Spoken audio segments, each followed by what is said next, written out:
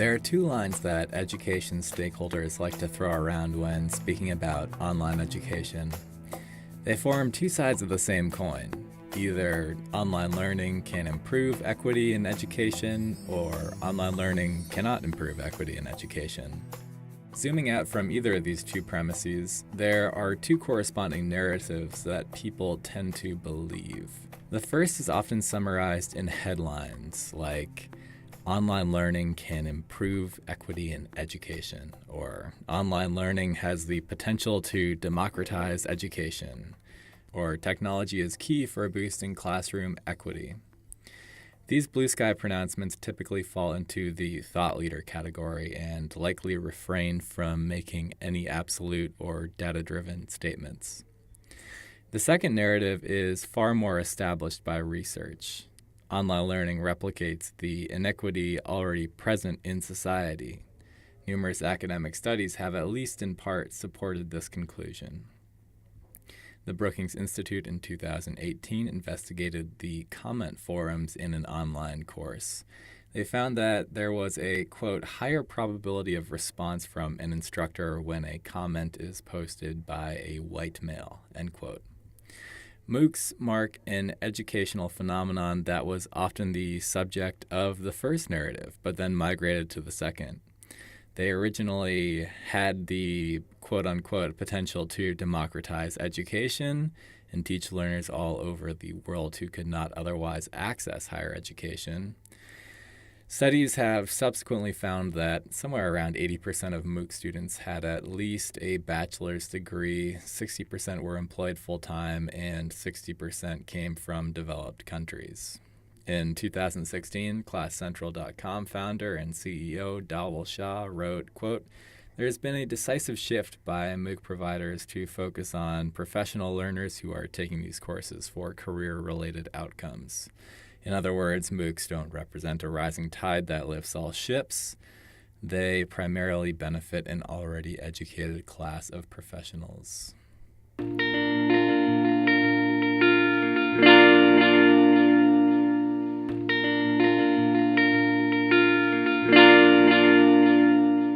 Hi, my name is Henry Kronk for eLearningInside. This is EdTechnically. This week on our podcast, I am investigating the issue around equity in education and online learning.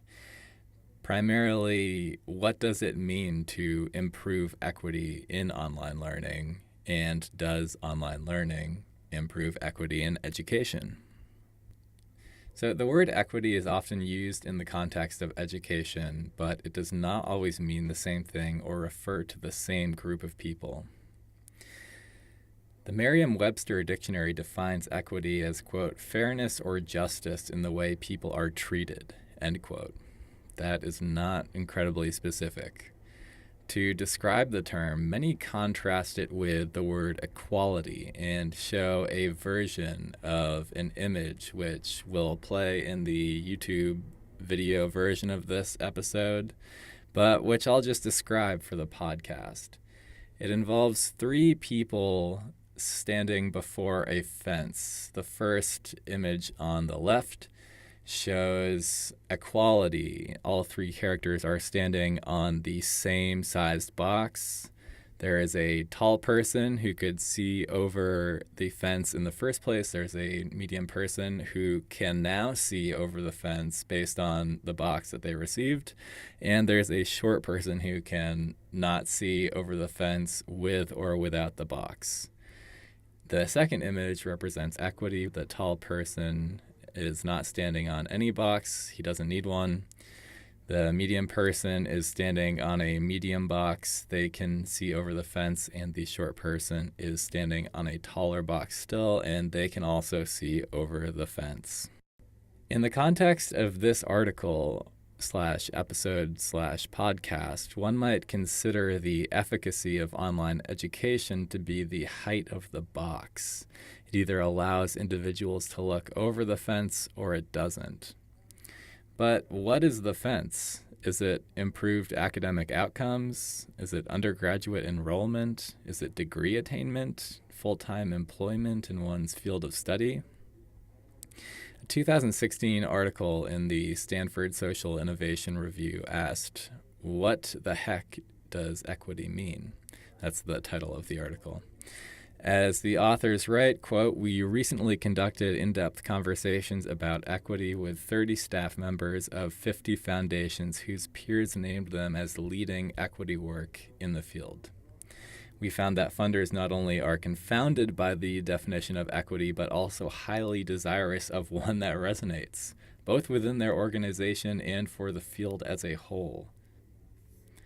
Very few foundations had a clear definition of what equity meant to them internally, and absolutely no one saw any common definition emerging from the field anytime soon." End quote. Many equate representation with equity. For example, while women make up about 50.8% of the U.S. population, less than a quarter of the House of Representatives are women. The Senate is slightly more equitable. Out of 100 senators, 25 are women. But representation as a metric of equity doesn't map so easily onto education. In terms of undergraduate enrollment, white men are among the most underrepresented groups. According to the National Center for Education Statistics, of the total American undergraduate population, which was 19,308,000 during the 2016-2017 school year, the latest for which data is available. Of that, 56.47 were women, while African Americans comprised an estimated 12.7% of the U.S. population. That's according to Census Bureau estimates in 2016. They made up 15.57 of the undergraduate population in the same year. Hispanic and Latinx learners represented 19.3% of undergrads, but 17.8% of the U.S. population. So, higher education in the U.S. is equitable, right? Not quite. The picture flips when it comes to degree attainment. The 6-year graduation rate for white students beginning their studies in 2010 was 61.1%.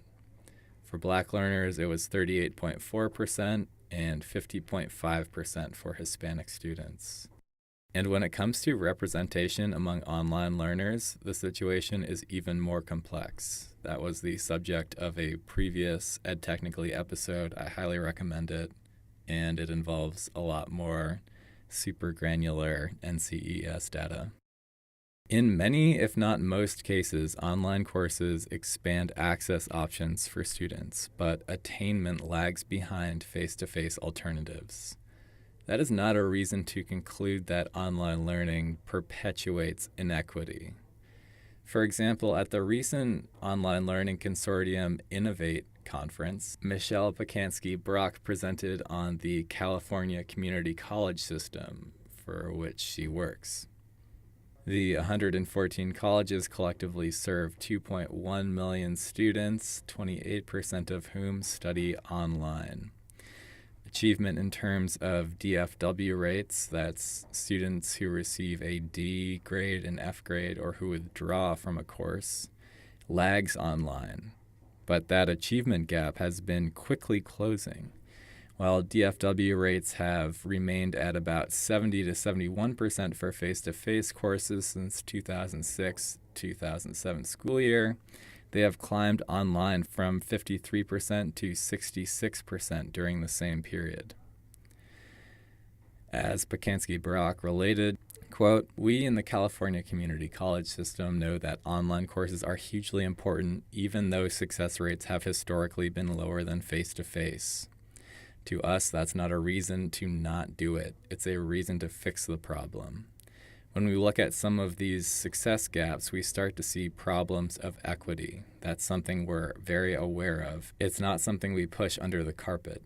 We talk about it and we try to find ways to improve the problem. We also know that more first-generation students typically fall into those particular student groups.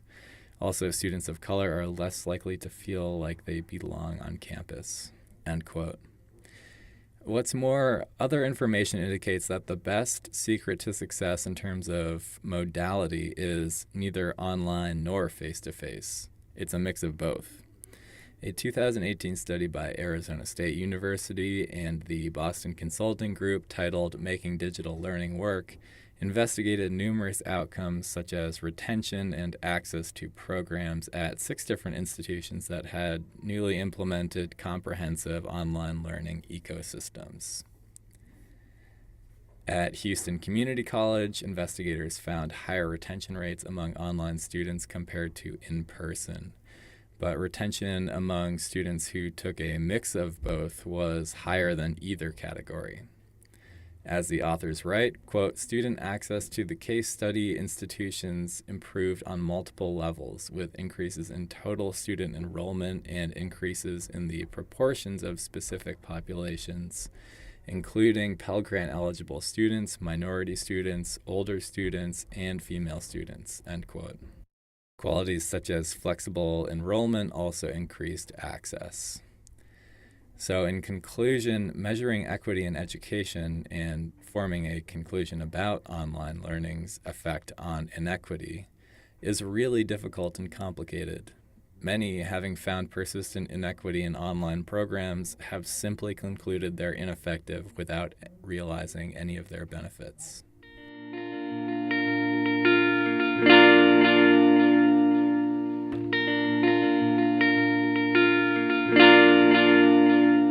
This has been EdTechnically. My name is Henry Kronk, and I work for eLearningInside. If you like this episode, please rate and review it. If you want to hear more, please subscribe. Also, keep in mind that this show is available as a video on our YouTube channel and also as a podcast on iTunes, Stitcher, Spotify, Google Play, and yeah, that's it. The basic content for this video first appeared as an article on eLearningInside, and if you want to learn more about online courses, technology in the classroom, and EdTech in general, be sure to check out our site. It's updated every day. If you would like to get in touch with me, please send an email to henry@elearninginside.com, and you can also follow us on Twitter @eLearningInside. Thanks for listening.